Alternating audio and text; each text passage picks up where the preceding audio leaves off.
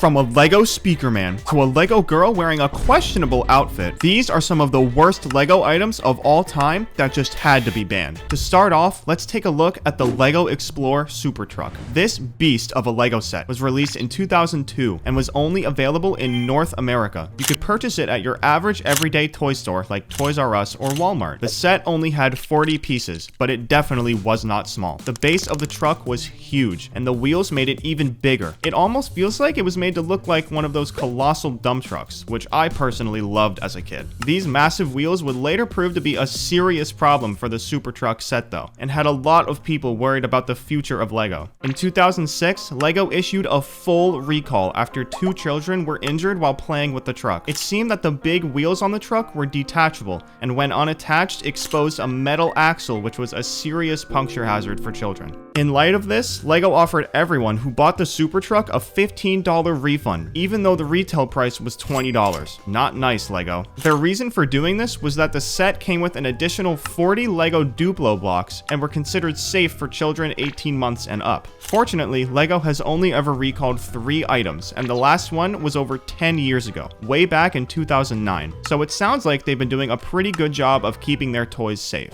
The next banned item I'll be talking about is one that you might not expect. So, we've all heard of the famous Mr. Gold minifigure. I mean, he was even in one of our videos a little while ago. Well, what if I told you that Mr. Money over here was actually banned from being manufactured and distributed in the blink of an eye? In case you haven't heard, only 5,000 versions of Mr. Gold were ever made in the history of Lego. Considering how big of a company Lego is, 5,000 is barely anything, and there's actually a reason that they had to cap the number there. Since Mr. Gold was made to be rare from the beginning, Lego fans took a very big interest in him. Since he was so rare and expensive, not everyone could either afford one or even find one to begin with. This led to people taking drastic measures to do whatever they could to get their hands on one, even if it wasn't made by Lego themselves. All of a sudden, fake Mr. Gold minifigures started popping up everywhere, and people were buying them without even thinking twice. While some buyers may have known that they were purchasing a fake, most people didn't, and would then take the Mr. Gold they thought was real and try to flip him for an insane amount of profit. They would take the minifigure to stores that buy rare Lego items, happy as can be, and walk out extremely disappointed. This happened so many times at a store called Bricknology that they decided to write an article about it. They were even nice enough to include pictures of what a real Mr. Gold minifigure looks like and how to tell it apart from a fake.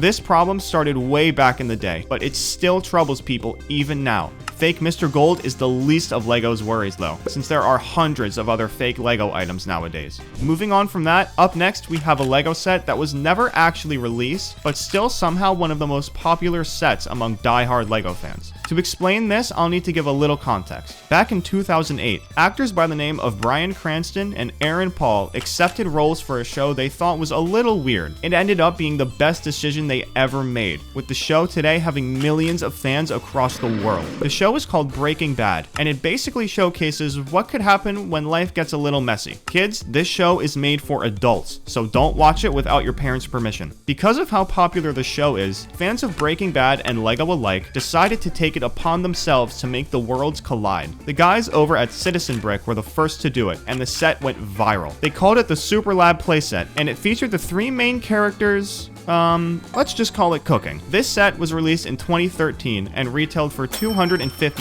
In 2023, 10 whole years later, this set is still being sold for an unbelievable $1,500. That is crazy. It wasn't even made by Lego themselves. In fact, they even made a comment about the set at the height of its popularity, stating that they would not be manufacturing anything related to Breaking Bad at any point in time. This was a sad day for Jesse fans. Up next is a set that was one of the biggest mistakes Lego has ever made. Construction-themed sets are something that Lego has been making for a very long time now, but one in particular was very offensive, and how it even made it onto the shelves is beyond me. It was called the Construction Crew set. and featured a few construction workers, a bulldozer, and some other things you'd see on a typical construction site. There were a few text boxes on the cover that said things like "men at work" and "it's a dirty job, but someone's got to do it." But one of those text blocks was very out of line. Under a picture of one of the minifigures, there was a text bubble that said "Hey babe," implying that the construction worker was catcalling. This was brought to everyone's attention by Josh Stearns, a man who lived in Massachusetts at the time. Stearns is a father of 2 sons and was appalled by the message written on the box. He found this Lego set in the hands of his 4-year-old son and decided to post some pictures of it to Tumblr,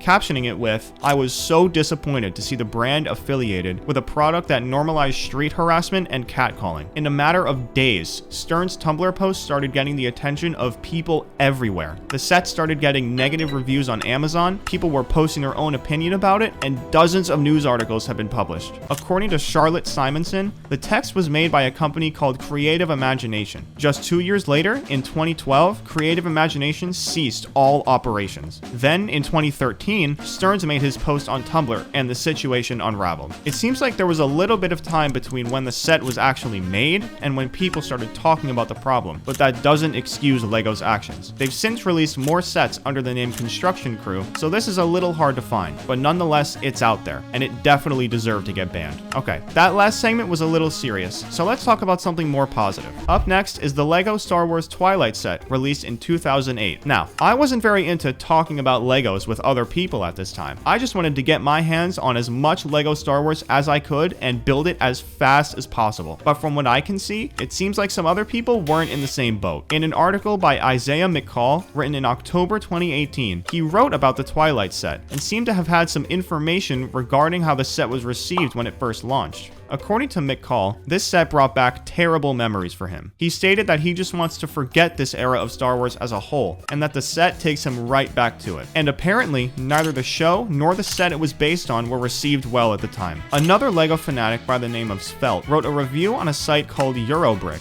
and luckily for LEGO, he was a whole lot more supportive of the set. Svelte takes the reader through the process of building the set with him, which makes for a pretty enjoyable read. It gives you a first look at everything you could want to know about the LEGO Twilight ship. From the box to the instructions to every brick in the bag, this guy documented everything. Svelte stated in the beginning of his review that he knows how much everyone dislikes the set, but wants to find out for himself just how bad it really is. He ends the review off by saying that it's not as ugly as everyone's making it out to be, but it's not the prettiest LEGO Star Wars set released in recent years. Unfortunately, not everyone thought of the Twilight ship like he did, and after just 4 months of shelf life, it was retired for good. It basically got run off the shelves for being too ugly. Now, I don't know about you guys, but I personally don't think this set is ugly at all. It perfectly replicates the Twilight ship from the Clone Wars, and that's all I'm here for when it comes to LEGO Star Wars. I just want it to look like how it does on TV. Anyways, up next is another set. The adults had some problems with what LEGO was doing. In 2013, LEGO announced that they would be releasing a small line of Simpsons toys in 2014, and depending on customers' reactions, had the chance to be the next big collab, such as Star Wars or Harry Potter. Almost immediately though, fans started giving their opinions, and they were not happy. Unfortunately, the original forum that was on the LEGO website is gone, but some messages were recorded in an article from Wired. A user with the name SuperFox9738 said that if LEGO were to release the Simpsons products, that they would be boycotting everything LEGO. They continued by saying that LEGO is a kid-friendly company and that they should remain that way. Many people agreed with SuperFox and said things like it'd probably get no sales and that it's a bad idea. There were many other things being thrown around, but the main idea was this: there are no Simpsons fans who like Legos. Some months later though, the fire died out and people were starting to talk about how excited they were for the set to release. Then on February 3rd, 2014, the first Simpsons set hit the shelves. Surprisingly, it was there for a very long time, but was eventually retired in 2017. This wasn't a part of the plan though. The fire from back in 2014 had been on a low burn this whole time, and right around the set's retirement, people were in an outrage all over again. LEGO hasn't mentioned anything about The Simpsons since the retirement of that one set, so it's very possible that enough people were upset for long enough to get the show permanently banned from LEGO. Up next is a set you've probably never seen before, but let me warn you, just about every one of these are pretty scary looking. These are the Lego Mixels, and they were introduced back in 2014 as part of a collab between Lego and Cartoon Network. Out of everything Cartoon Network has ever made,